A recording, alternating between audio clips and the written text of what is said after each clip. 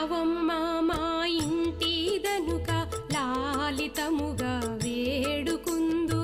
రావమ్మ మా ఇంటి దనుక లాలితముగా వేడుకుందు ఎప్పటికీ మా ఇంట్లో ఉంటే తప్పక నీకు పూజ చేదుముల